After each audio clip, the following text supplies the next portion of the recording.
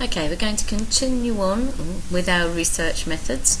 We're going to start with observation today from page 56. Observational methods, where the aim is to observe the behaviour of a group, usually for an extended period of time, do not commence from a formal hypothesis, but from a set of preliminary aims, which can be modified, retained or rejected as research proceeds, and unexpected and interesting material presents itself.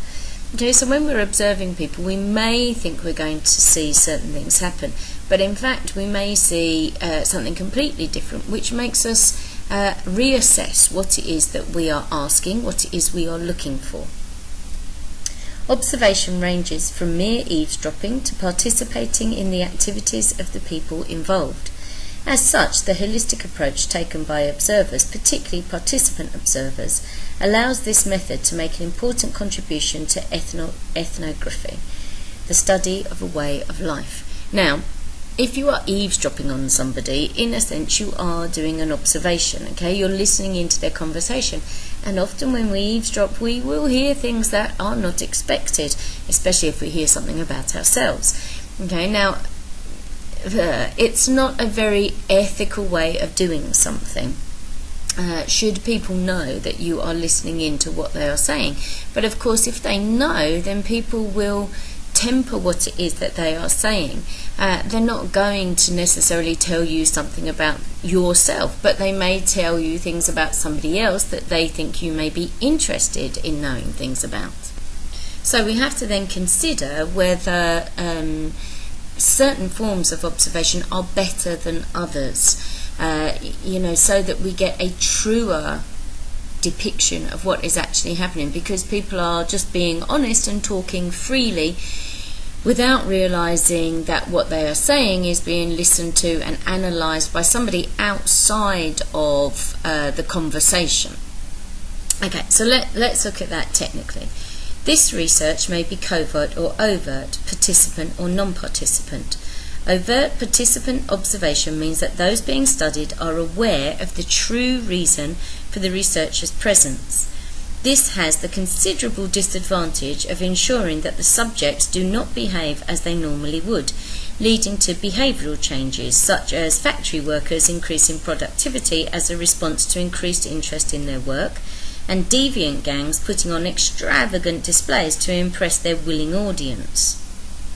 Okay, so if you think about when I go in to observe lessons, when I am watching a class, often pupils will say to me afterwards, I wish you could come every day. And when I ask them why, they say because the class were better behaved, because the teacher taught them.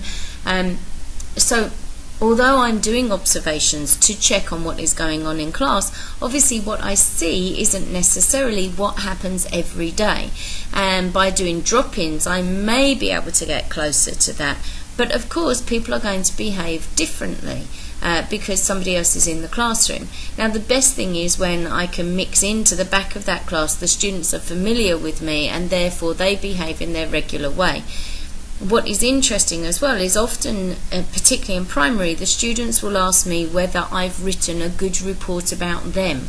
They think I'm watching them as opposed to the teacher, and so that has an influence on what happens in the class.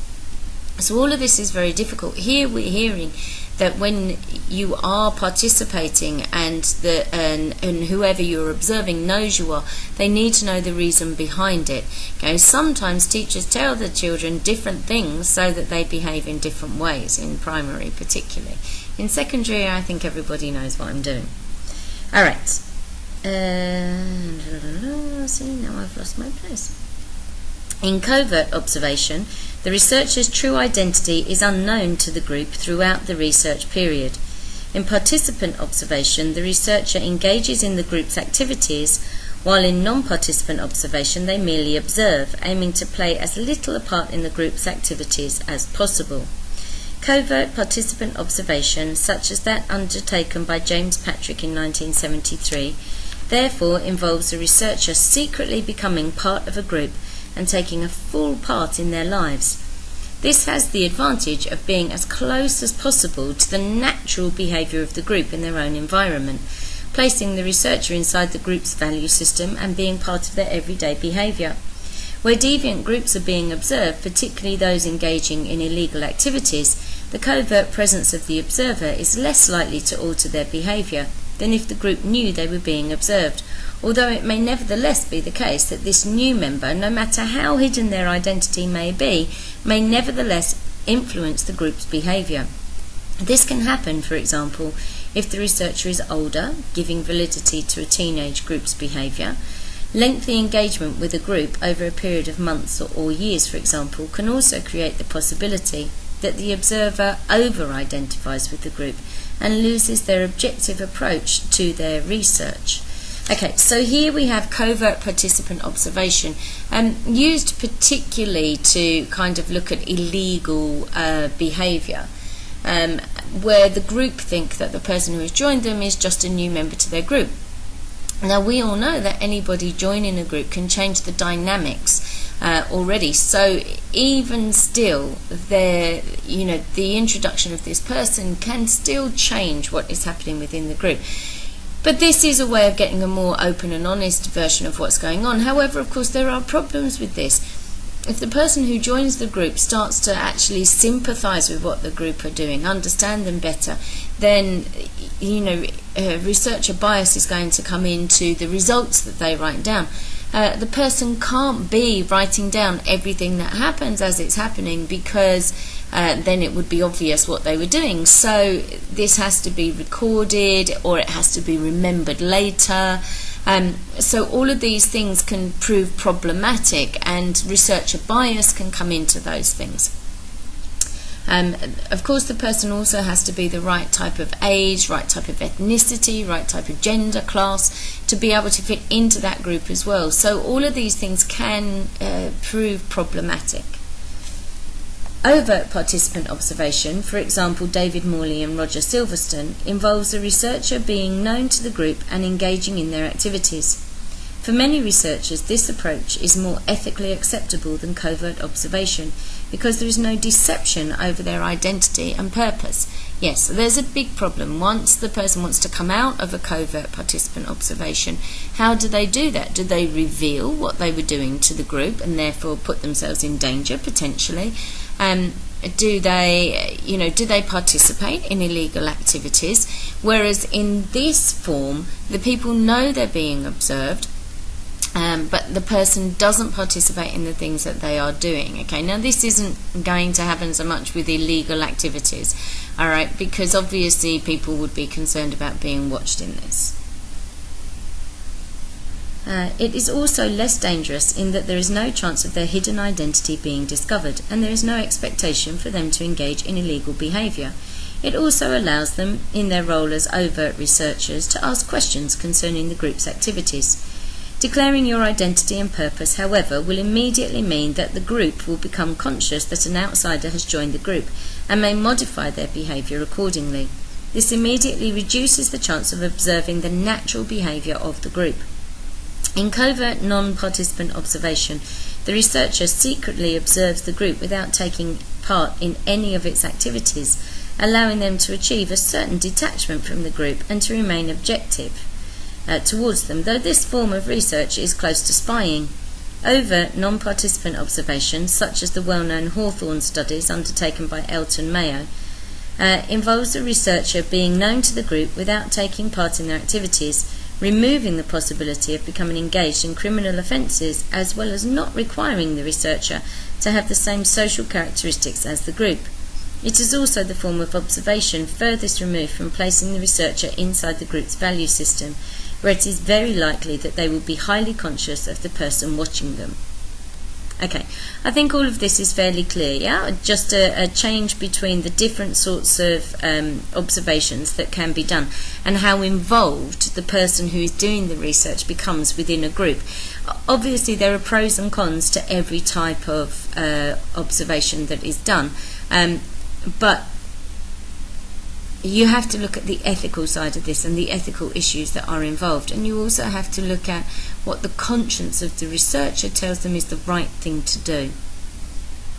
Observation in general is seen by those in favour of qualitative methods as being high in validity, in that the relatively small size of the group, or on occasion individuals, as well as the long periods of time spent with them, means that a considerable amount of highly detailed first-hand data can be gained about a small number of people, usually in an environment of their own choosing. For phenomenologists, the purpose of research is to get as close as possible to the realities underlying human interaction. And if the observer actually plays their cards right, they can win over the person that they are observing and working with, whereby they can ask them questions which maybe at the beginning of the observation process they wouldn't have been able to ask or felt comfortable to ask, and the person being observed wouldn't have felt comfortable answering. However, there are nevertheless many reasons why this approach might not be adopted. Along with the amount of time taken on such research, there is a danger that the researcher may come to identify too closely with the group and cease to view their behaviour objectively.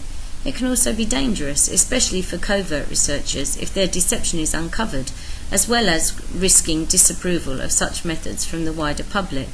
There are also many ethical questions to be asked, particularly concerning the adoption of false identities. For those in favour of a quantitative approach, the disadvantages are obvious. Results are unlikely to be quantitative. It is difficult to compare one piece of research with another. It relies on the researcher to record what they find and then choose certain events from the totality they experience. The ultimate report may appear to have more in common with journalism than the rigorous scientific methods they advocate. Okay, and if you look at someone like Donald McIntyre, who has used this as a form of investigative journalism, then yes, we are moving away from sociological research. But of course we can learn a lot about society, culture, identities of people by doing this type of research. Okay, experiments. An experiment is used typically to test a hypothesis by controlling a variable in order to discover which factor or factors are important in bringing about an effect, as with Albert Bandura's well-known study of children and media violence. Often, to isolate other external factors, these take place in a laboratory. Okay, we have to be really careful when we're talking about experiments. It doesn't have to be in a laboratory. Okay, we can do a scientific experiment outside of a lab. Okay, if you put Mentos into a bottle of 7-Up, lemonade, Coke, I think, you can do that experiment, and I would suggest you do that experiment outside of a laboratory because it's messy and you need a lot of space. So, don't think that an experiment has to be with a test tube and a Bunsen burner and whatever else. Okay, but what it is doing is testing an hypothesis, and it is trying to control the variables that can happen within that situation. Often, to isolate other external experimental results are usually highly reliable and are usually presented in numeric, quantifiable form. Correlations and causation can be readily identified. The use of a laboratory is immediately problematic for sociologists because it involves removing people from their social environments and placing them in artificial surroundings. For this reason, they have been little used in sociology unless the whole of society is seen as one giant laboratory. One halfway house between the social whole and a laboratory has been the field experiment. These have taken place in smaller settings such as street corners, classrooms, offices or shop floors. These then effectively become social laboratories. Such experiments have been used to determine responses to different behaviours, such as how people might interact with people of different classes or different conditions of work. Much of what is called sociological research in this area is also very close to the work undertaken by some social psychologists. So in fact, the way that people behave is also a way of looking at their mindset. If we think about various situations, okay, so women being given the vote, women being allowed to work in situations where it is male dominated. Whilst these things are allowed, it doesn't mean that it changes the mindset of the people who are involved in them. So for a sociologist, a lot of this type of research may also need that psychology background background as well to support and help them to understand exactly what it is that they're looking at.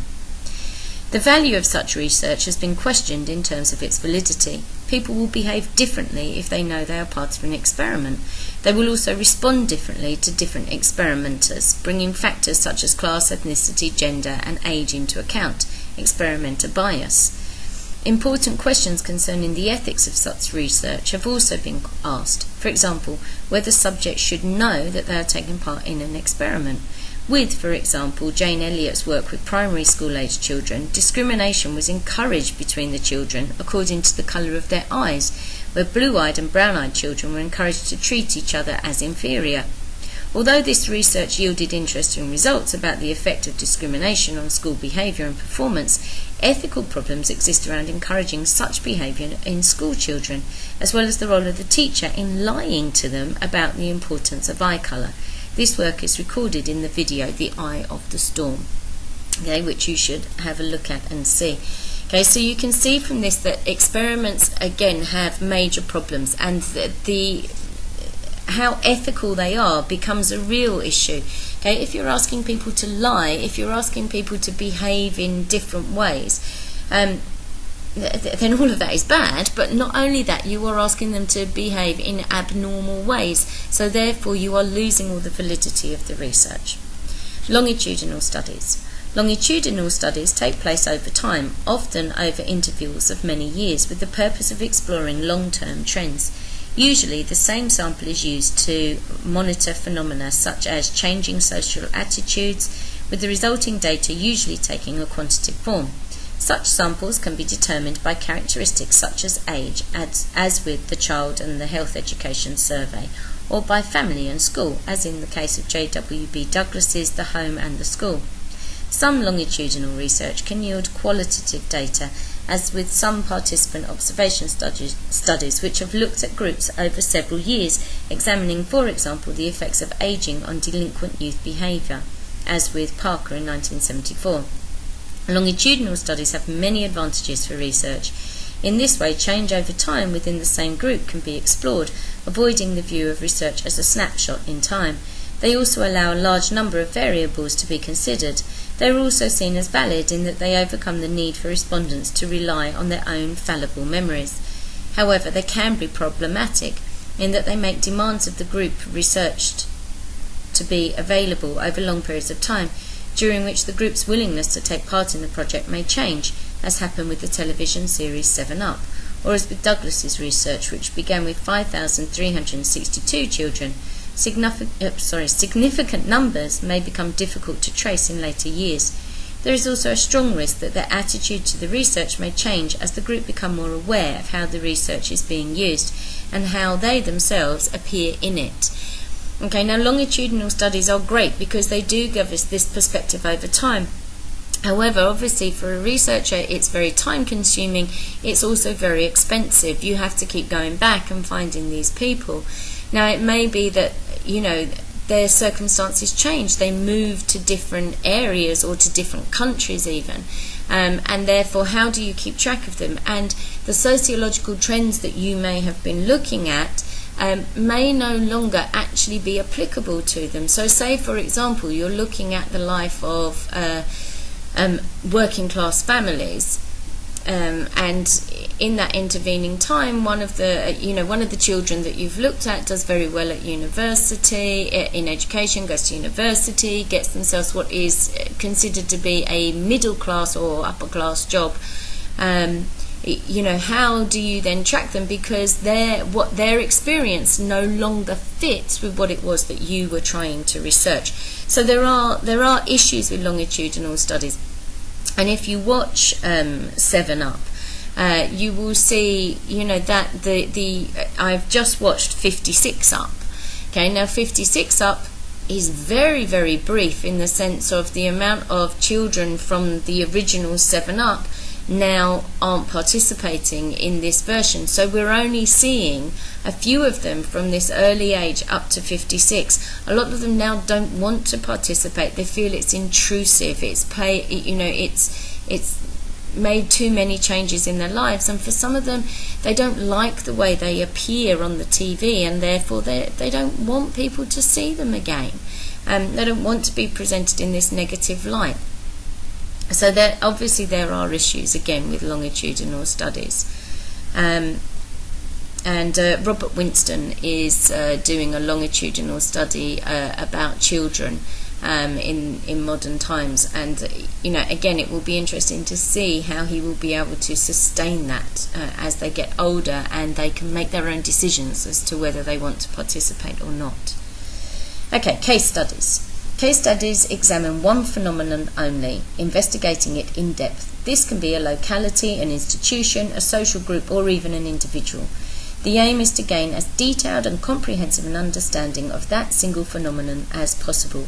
Findings can be used in a number of ways: to present examples that may verify or falsify hypotheses, to generate typologies that allow categorizations to be made, or to show the world from a group's perspective. Okay, so a case study is honing in on one specific area. It may be a person, it may be a group. But you will then watch that particular group very closely and use different forms of research methodology to understand them, and then use that in a generalized way, or use it to disprove something or prove something that has been put forward by other sociologists. As with many methods in sociology, its strengths are also its weaknesses. Despite the often rich insights provided by case studies, they are difficult to generalize from, as they only concern one subject at one time in one place. Where attempts have been made to undertake case studies of a number of similar institutions, the resultant data is more likely to be seen as valid if it is collected in the same way by the same researchers in a brief period of time. Okay, and this is always going to be a problem. If you want to be comparative, you really need to send the same person in to do case studies in different places, because otherwise researcher bias is going to come into things, because things may be done in a different way by different people, even though you have set things that you are doing, asking, whatever else. Paul Willis's 1977 study of 12 youths in Hammertown is a good example of this technique, demonstrating all the reasons why some researchers are attracted to case study research, as well as the disadvantages others have found in such an approach. Okay, so we will have a little look at this study from Paul Willis, so that you can see the difference between the different techniques and the results of it. Okay, case studies are great, but again, time consuming. As a student of sociology, a case study is very difficult for you to do unless it's a member of your family. And then, do you tell them you're studying them, or do you not tell them you're studying them? Do you have any bias in the way you're approaching them? Do you already think you know the answers to the questions that you're asking?